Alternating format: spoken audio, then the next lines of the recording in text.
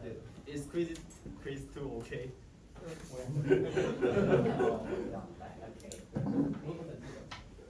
Oh, okay, let's go through the easy ones. So first problem is the definition problem. It asks you the definition of this upper bound and the least upper bound property. So A is the least upper bound of S. If A is an upper bound of S, and for every gamma less than A, gamma is not an upper bound of S. S is said to satisfy the least upper bound property if every non-empty subset having upper bound has least upper bound. So, is there any questions? Okay, let's go to question number 2. So in problem 2, let A be the set of all 1 over n, where n is the natural numbers. We want to find the sup of A and the if of A. So if we write down the elements of A, we may find that it is 1, 1 over 2, 1 over 3, 1 over 4, and dot dot dot. It is a decreasing sequence. It is gets smaller and smaller. And as n gets large, very large, it will be very close to 0. So we may have a guess that first sup A is equal to 1. So how can we prove this? To prove this, we need to check two conditions. The first one is upper bound of A. Why? Because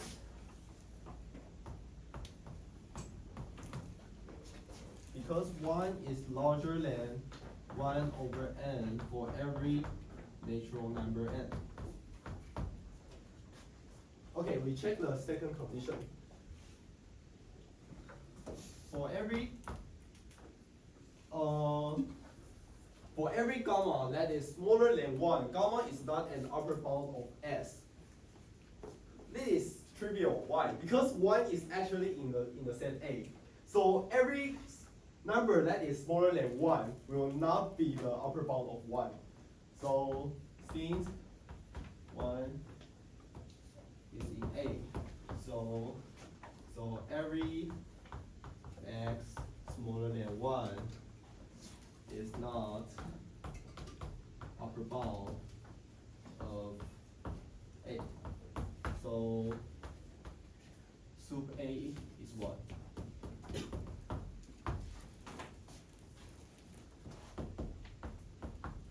Now, what is the inf A? As we say, this is a decreasing sequence, and it gets very close to 0 as n gets very large. But 0 is not in the set A, so we have to state it properly. If A is equal to 0, so we have to check two conditions as well. First, 0 is lower bound of A, because 0 is smaller than 1 over n for every natural number n.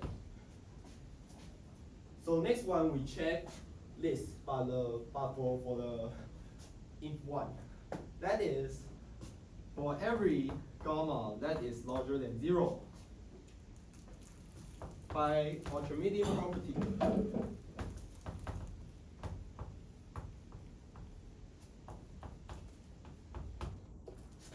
there exists m, natural number n, such that n gamma is larger than 1.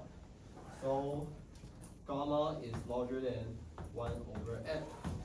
Since 1 over n is in set A, so gamma is larger for 1 over n in A.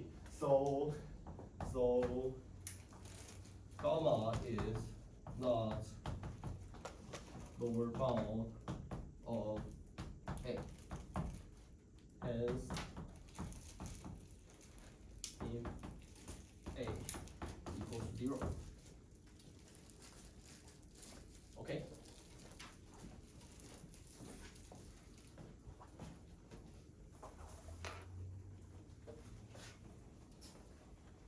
Okay, problem 3.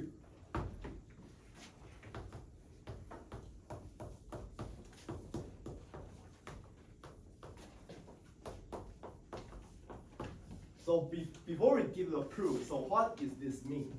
What is this equations mean?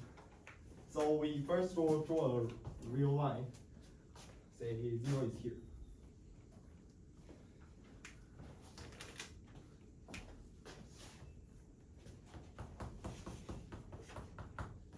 If you say E is, I'm thinking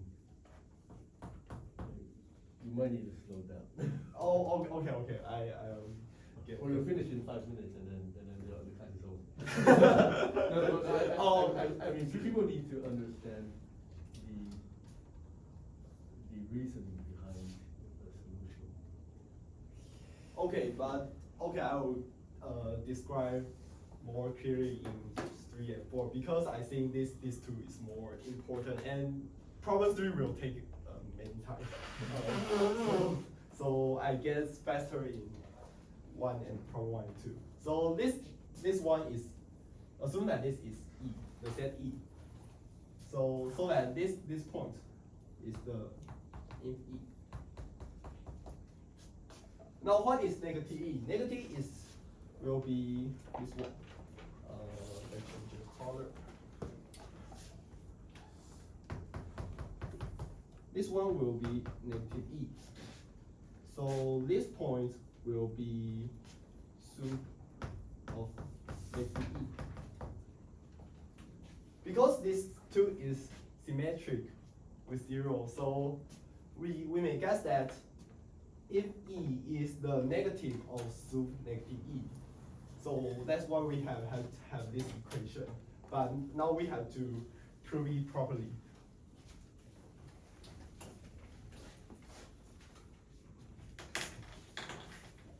So to prove this, we have to assume one of its value to get started, or whether if E or sum negative E. So I will just assume that if E is equal to A. Also, okay, suppose if E is equals to A.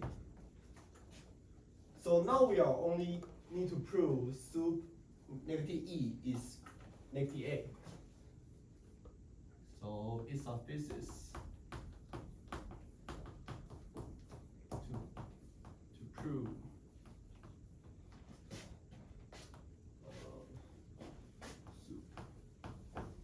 sum negative E is equal to negative A. Yeah, you need to face everybody. You need to face your audience. Okay. So you see the confusing faces. Okay. We first assume the value of if E, so we can get started.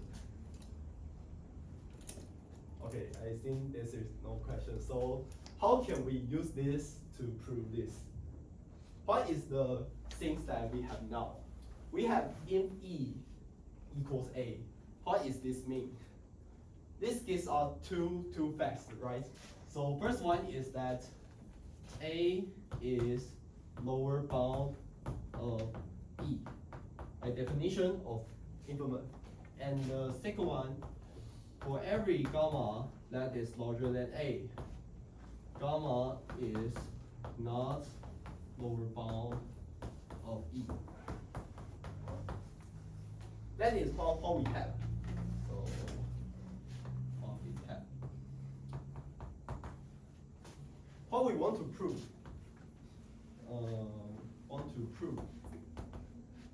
We want to prove that sum negative E is negative A. So let us call this condition 1 star. Sum negative E equals negative A. So by definition, it means that negative A is upper bound of negative E. And for the second one, star. For every gamma that is smaller than negative A, gamma is not upper bound of negative E. So our mission is to use these two conditions to prove these two conditions. Now what can we do now? Observe that this two is quite similar. It is some kind of symmetric, and this two is very similar. If we can prove that these two conditions is equivalent, then that is this one condition implies this one star condition. Then we are done.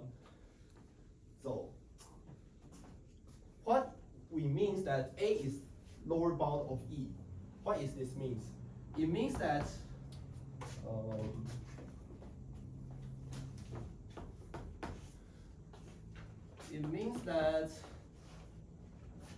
for all x in E, x is smaller than A, smaller or equal than A. That is the definition of lower bound. So what we do now is to add a negative symbol because we need negative A and negative E. So for all negative x in negative E, negative x is larger or equal than negative A. If we substitute negative x, say by y, this is not necessary, but so for every y in negative E, y is larger or equal than negative A. So this means that negative A is upper bound of A. X is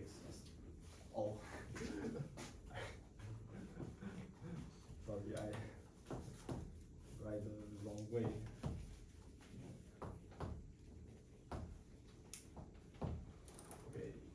That's right. So for every y in negative E, y is smaller or equal than negative A. So this gives us that negative A is the upper bound of negative E.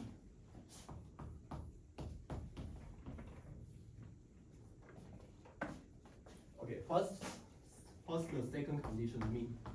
The second condition says that for every gamma larger than A, gamma is not lower bound of E. To write it clearly, we say for every gamma larger than A, there exists x in E such that gamma is larger than x. So gamma will not be the lower bound of E. This is what this condition means. So this implies that apply the same trick in this step. That is adding a negative symbol to the whole sentence.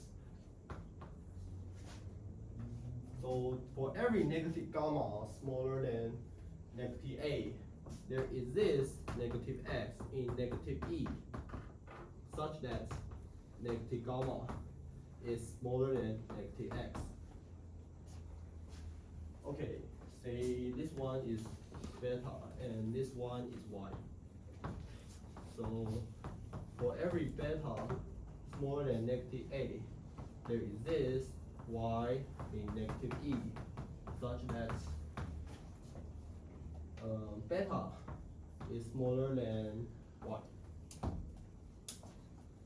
So this says that for every beta smaller than negative A, beta is not upper bound of negative E because we can find someone in negative E such that beta is smaller than y. So this implies the second star condition. So hence suit negative E equals negative A. Is there any questions?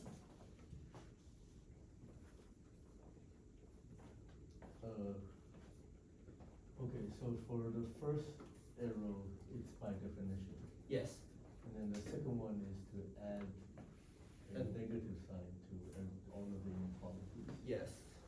And then what about the last one? The last one is to substitute negative x by y. Just this is not necessarily you can Just yes. call. Yes, this one is actually like is implied. This one is implying this one, but I substitute Yeah. y To- or to make it parity. clear. Yes.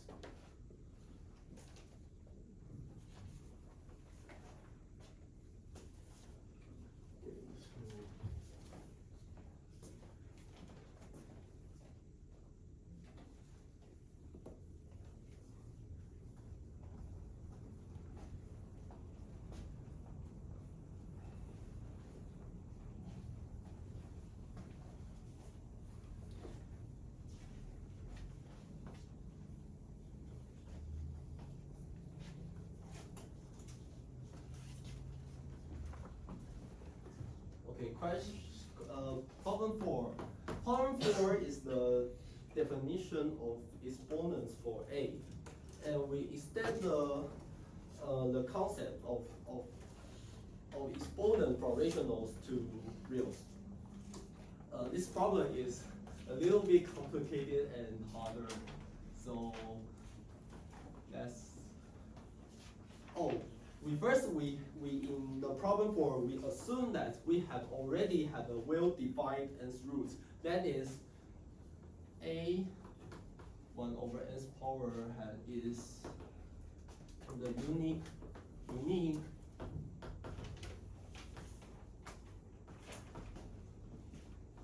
positive solutions.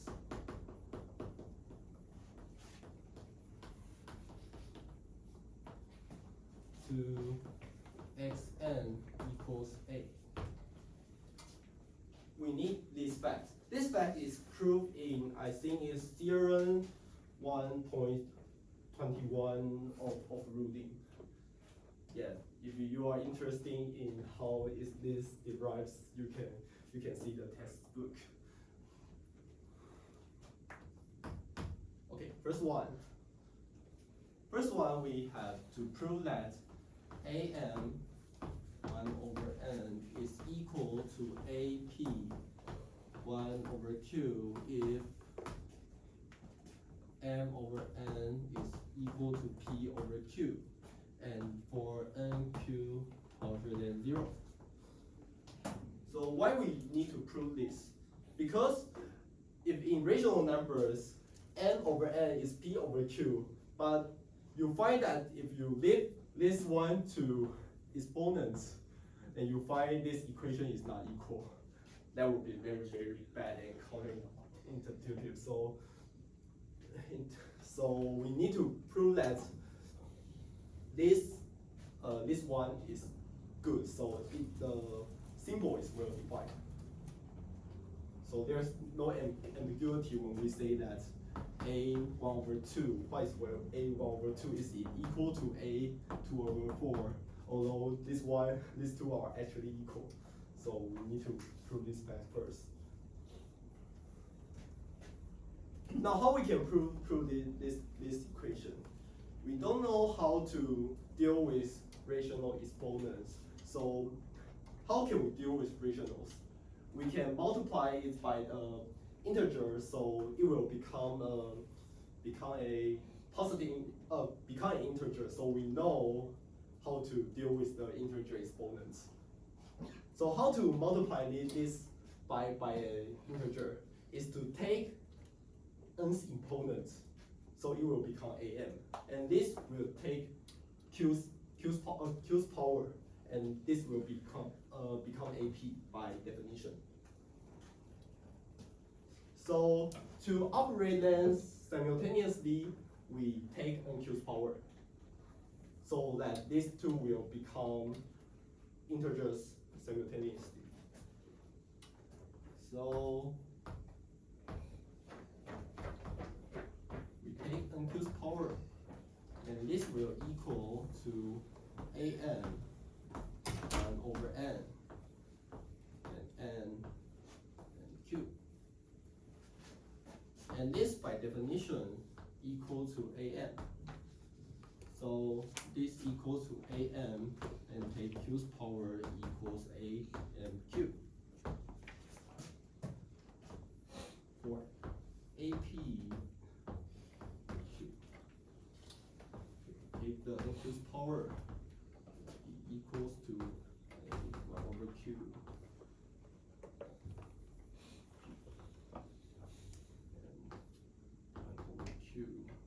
then Q, then N. This by definition is AP, so it is AP, and take N's power equals to APN. You have so many parameters. Yeah, yes. Okay, Maybe you should use because I have to write the Q out of N to use the definition of the uniqueness. solution. Yes, that's why I use so many characters. So Pn is equal to MQ because M over N is equal to P over Q by definition. So this equals A and Q by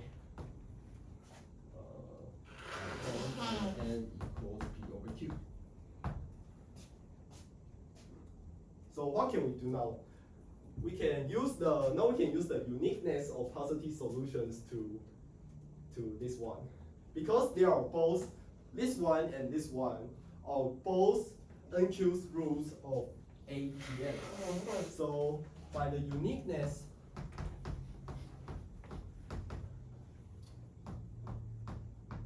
of NQ's roots,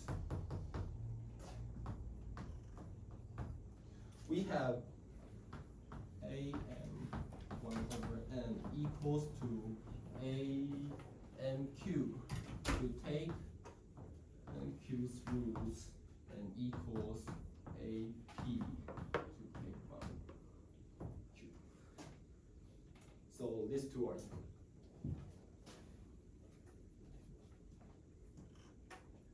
Is that okay? So we can write it as AM over N, and this one we can write AP over Q without ambiguity.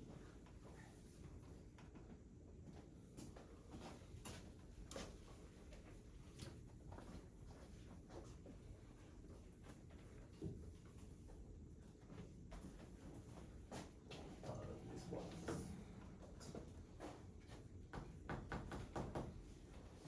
For the second part, we prove the exponent rule for rationals. That is, AR plus S is equal to AR multiplied AS, where R and S are rationals. Because we not only know what is rational exponents, we don't know what real exponent yet. So we prove this first. So to prove this is very similar to prove the first part. So assume R is equal to M over N, and S is equal to P over Q. So what is AR plus S? It is, by definition, is A and Q, QM plus PN. So how do we know what is this? No, because by A, this is equal to A and Q, 1 when Q and QM plus PN. To make it to easily operate, we take NQ's power. So the exponents will become an integer.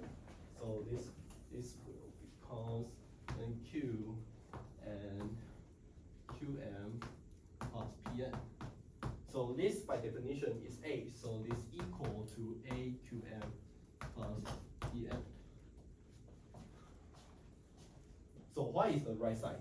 If we take NQ's power of right side, NQ, yes, then it equals to A m over n.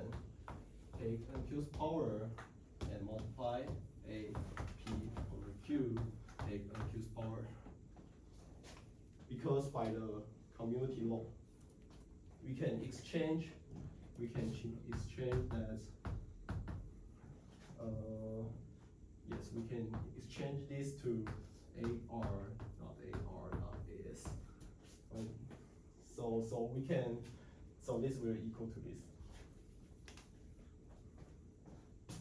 So this by first part will equal to A m to take 1 over n and n's power.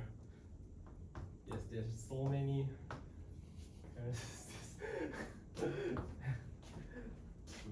multiply A P 1 over Q and n. So this by definition is AM.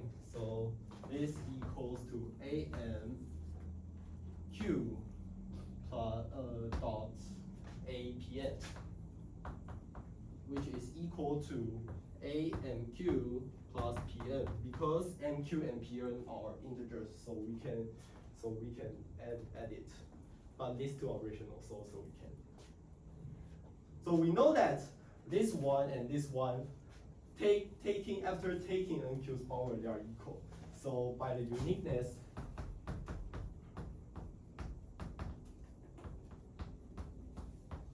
of NQ's root,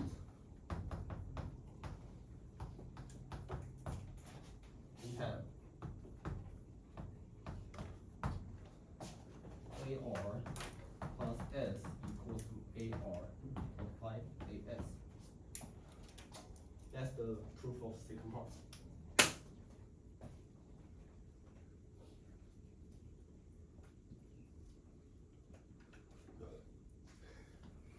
Is there any questions? I think this two part is not that hard, because third part and fourth part are harder, especially fourth part.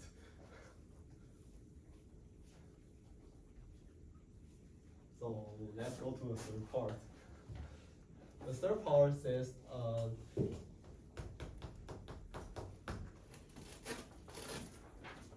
in third part we define that AX is the set of AT where T is smaller and equal to X, and T is the rational numbers. And we need to prove that sup AR is equal to AR for rational R.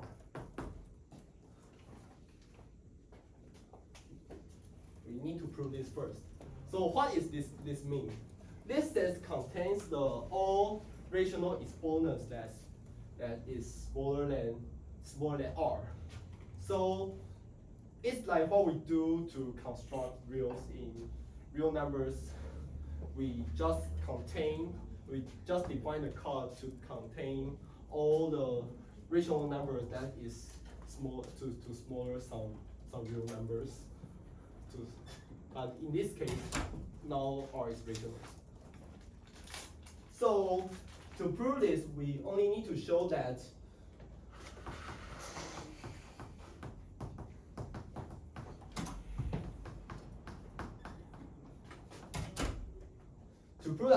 because A is larger than 1, in our imagination, if T goes larger, then AT should be larger, right? If we can prove this fact, because R is the largest rational in this set, so AR will be the largest elements in this set. So then then it follows that sup AR equals AR. So we need to prove that for every rational T that is smaller than R, T rational, AT is smaller than AR.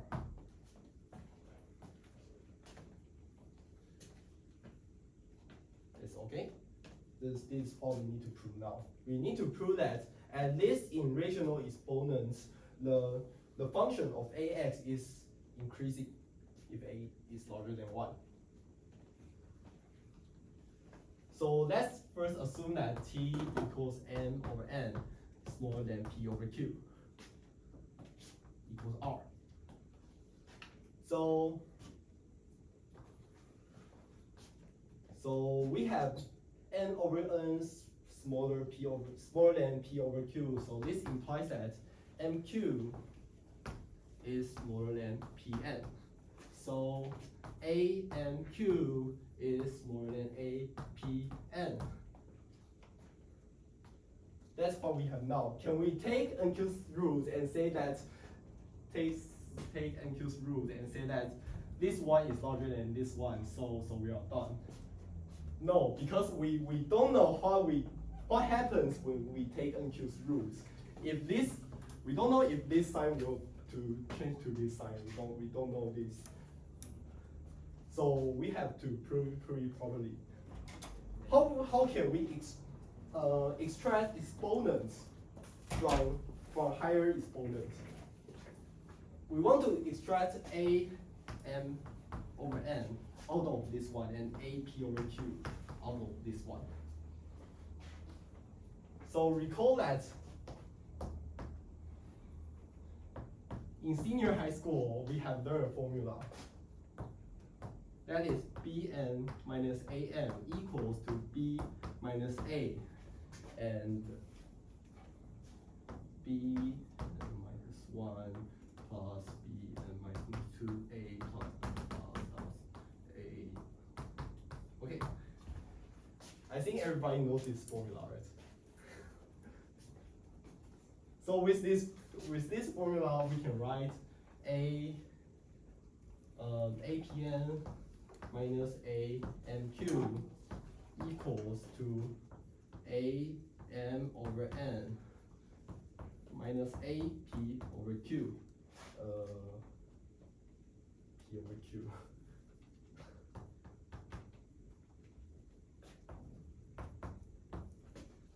And this term will be a p over q to take nq minus 1 power, because we take nq's roots. This nq's power is apn, so this is equal to q nq minus 2 dot am over n. So plus a over n nq minus 1. By applying this formula.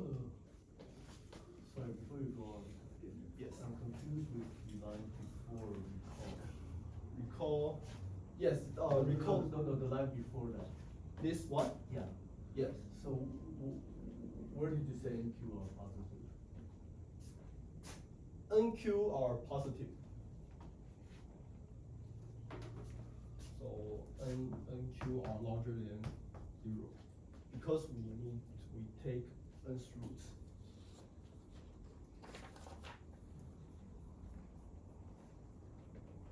Is that? Yeah, that's something that you have, okay. you have to state. Okay, I missed that. Yeah, because so what happens if we use, after using this formula? This, from here, we know that this is.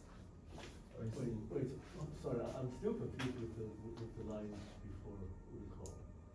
So with NQ positive, you can say that NQ is smaller than P times Pn. Oh, you say that this implies needs that NQ larger. Okay, so yeah. I write it here. No, yeah, but then so the last one is what you want to prove, right? Or no, this one is implied by this one.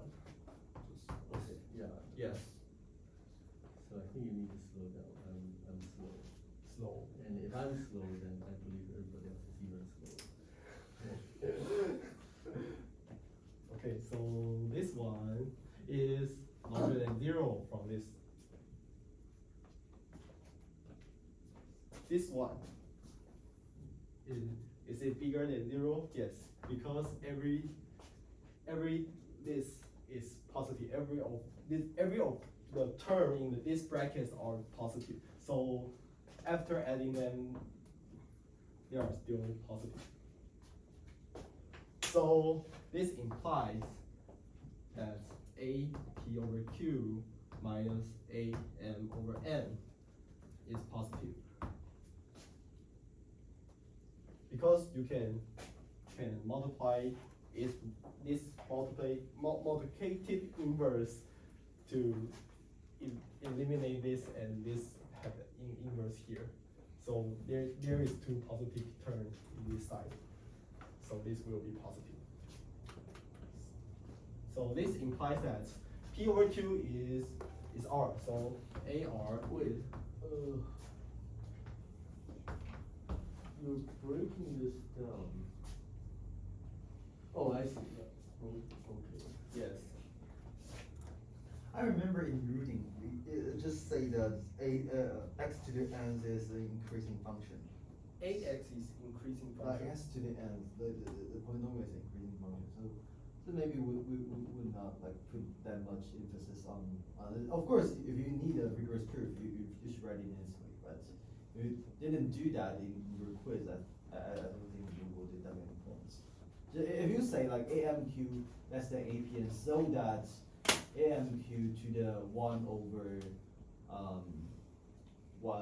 I think is NQ and is less than A to the PN to the 1 over NQ. I'll give you the points.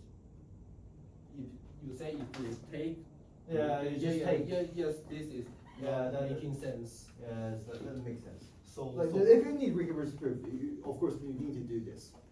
But since I think both in video and on rooting, they don't do this like that rigorous. So we'll not ask you to do this. As long as you know how it works.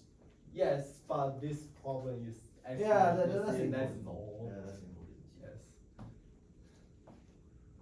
But even if you don't prove this, you can still go on the fourth part. I think I'll give point based on the situations. Okay, so we prove that this AR is larger than AT. So this exponent function is increasing for rationals. So because since AR is in AR, so every x smaller than AR won't be the upper bound of AR. So this proves that sub AR is AR. This is the proof of the third part. Remember that in the comments of third part, we say that we define AX to be the sub of AX.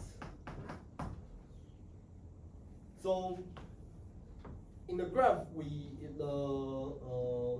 the function of AX will look like this.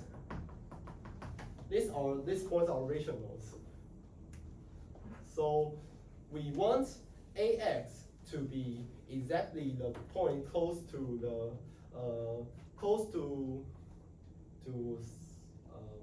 rationals that close to X.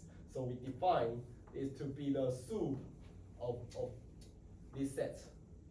So it will be this point.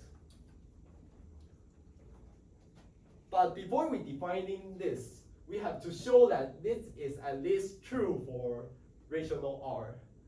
So, but if it's not, then this definition does not make sense. So this is what we mean that this definition makes sense because it is true, at least true for R.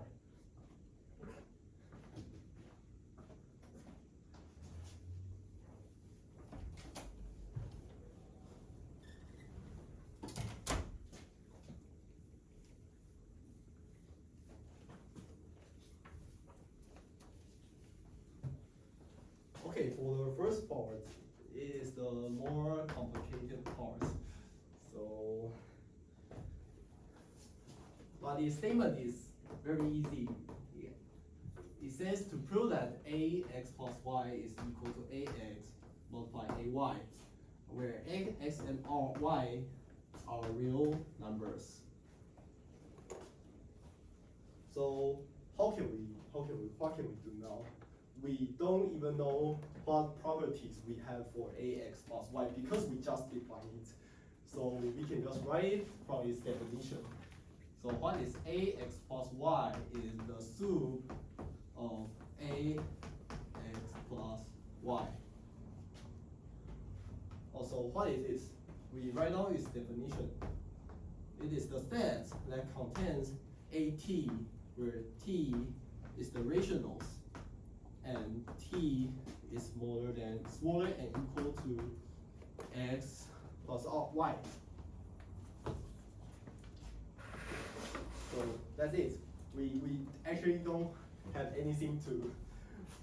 We don't know how to do next.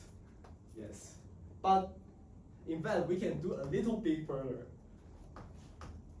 This will equal to sum at, t in rational t, and t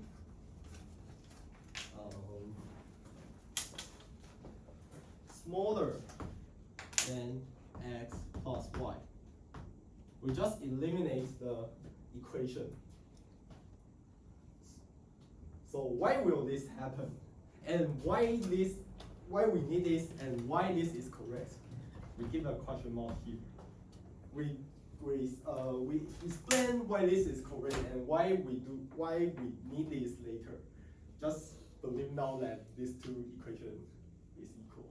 So let's go to the right hand side. What is ax multiplied ay? It is sum ax multiplied sum ay. So by definition of ax, this is the set of ar, where r is rational and r is smaller or equal to x.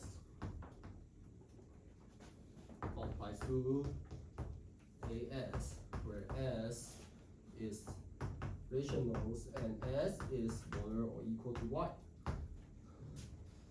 Okay, by the same means, we first assume that this will equal to sum ar, r in rationals, and r is strictly smaller than x.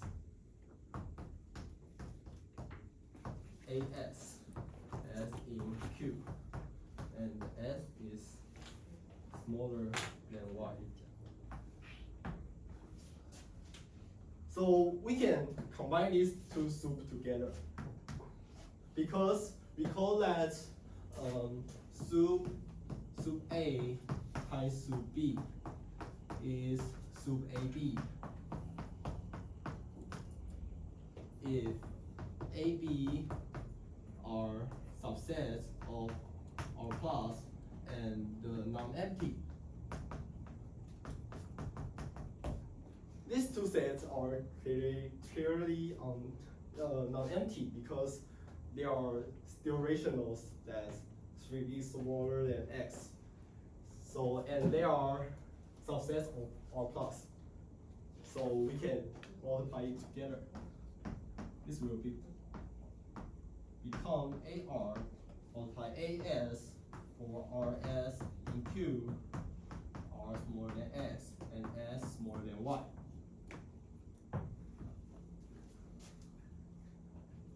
So this, by the second part, this will equal to sum AR plus S, R S in Q, and R smaller than X, S smaller than Y. Okay, so finally we need to prove that these two sum is equal. If we can do this, we are done. But in fact, it is it is stronger, we can prove that this set and this set are equal. Say this one, this is 2. These two sets are equal.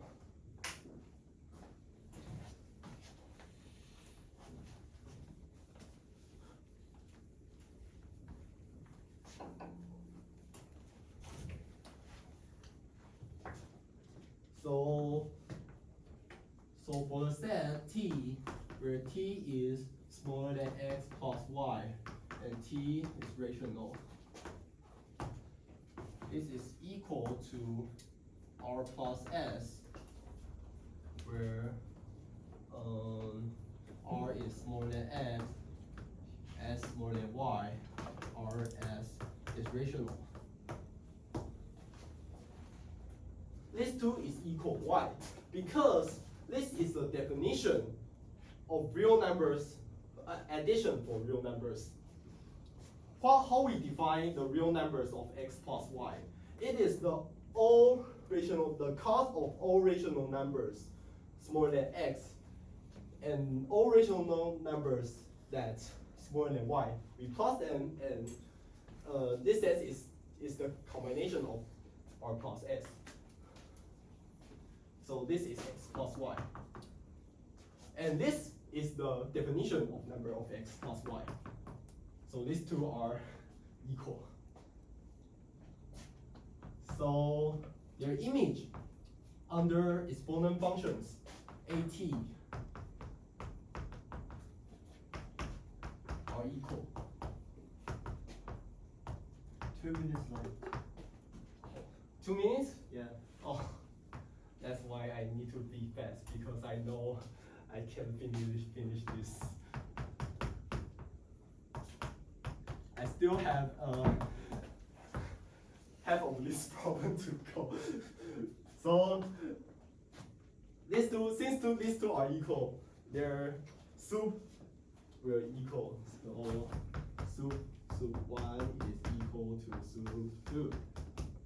Okay, let's back to this equation. Why we need this is the strictly smaller. Because if this is equal, we can find that, say this is equal. Then in this, we will have this 2 is equal. So if x is equal to square root 2 and y is equal to 2 minus square root 2, then 2 will in this set, right? In A2. But in this set, the rational, 2 is not in this set because rational numbers smaller than 2 and rational numbers smaller than 2 minus square root 2. There is no rational numbers that satisfy this condition, and R plus S is equal to 2. That's why we need to eliminate the equation, because we don't want this thing happen. So it's like you write to this you write down left hand side to this one, right hand side to this one, and you observe that this equation have to be eliminated. That's why we first do this part. Because to this part is not that easy. So before we explain how this happened, let's explain on graph. So say this is the AR. Notice that it's x plus y is non-rational, then this will hold easily because there is no t that equals x plus y. The real problem is that what happens when x plus y is rational. So this is the graph of AX.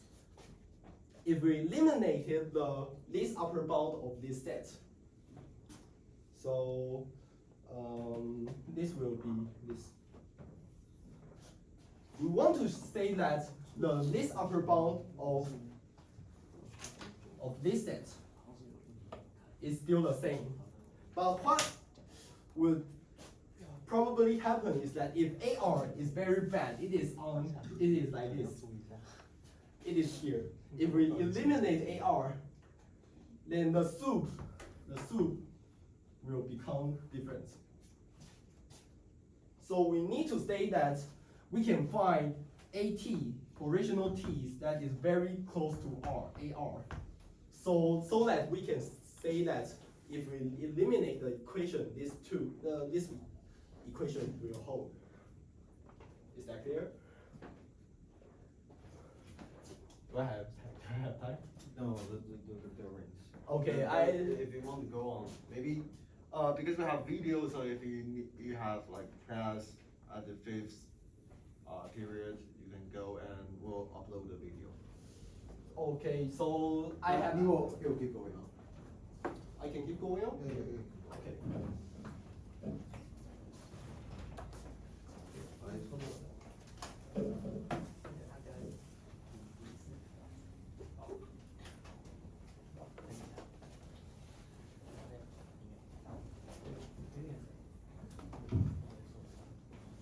Okay, so to prove AR is still the, let's say this is R. To prove AR is the least upper bound of this set, we need to say that for all x smaller than R, x is not upper bound of 1. That is what we need to prove AR.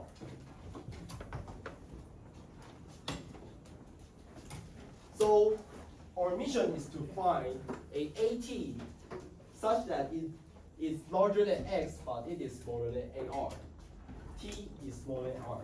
Then if AT is bigger than x, then x cannot be the upper bound of 1. So we are done. Okay, what is AR minus AT? How close is these two exponents? This is equal to AR minus T minus 1. This equation holds by the exponent rules for rational we is proved in part 2. So this is smaller than AR minus T minus 1 by part 3 because R is larger than T. For R is larger than T. So we need to find that this term will tend to 0 as T and R becomes very, very close. This will tend to 0. So how can we do this? First, we find that by density property of Q, we have there exists Tn 存在 A exists Tn such that R minus 1 over n is smaller than Tn and R. So what we have now? So we can replace this by 1 over n because 1 over n will go very smaller as T close to R. We can this will turn to 0. We can choose T that this say choose R minus 1 over n. So this term will become 1 over n. So also A minus 1 is equals to A 1 over n minus 1, A 1 over n minus 1 plus A 1 over n minus 2 plus 1. So this term is larger than 0. This term is larger than 0. Oh no, this term is larger than n. Because every term in here is larger than 1. So we have A 1 over n minus 1 is smaller than A minus 1 over n.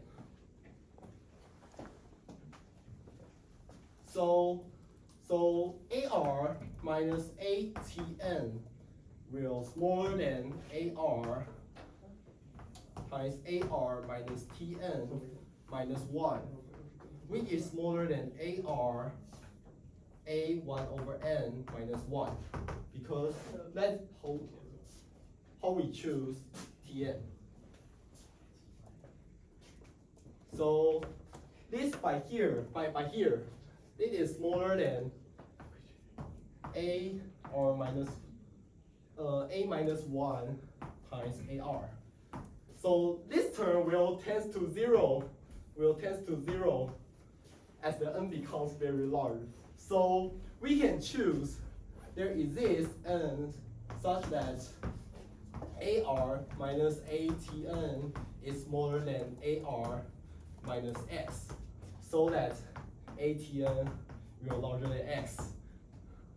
So X is not upper bound of 1, and the sup 1 is equal to AR. Okay. This looks like dark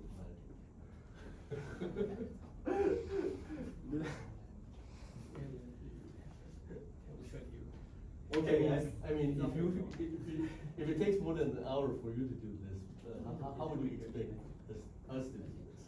I think this, if you know the concept of limits, you can do the whole problem set like 30 to 40 minutes. But you have to know what I'm doing, because I know what the limits is how to operate limits. So I will come up with the with these estimates. yes. With this dark magic. Yes, but if you don't explain so much, if you write down this one and show that these two are equal, I think I will give most of the point, because this part is kind of the last part is dark magic. yes. So I think the course is finished. Thanks everyone. If you have any questions, you can